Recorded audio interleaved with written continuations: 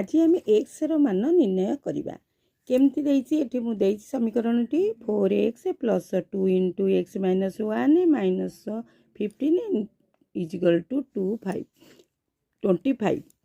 आम ये 4x लिखा प्लस 2 को ये गुणा 2x ये प्लस माइनस गले minus 2 minus 15 equal to 25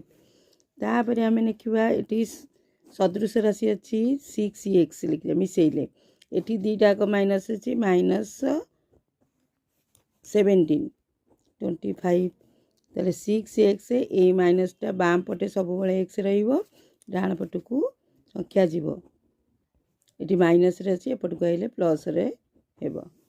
6x is equal to 7 12 2 लेख ये 42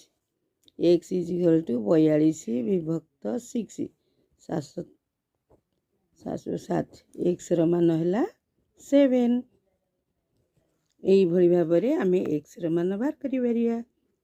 मो वीडियोटी जदि भल लगी मो चैनल को सब्सक्राइब करने सहित लाइक कमेंट देवे।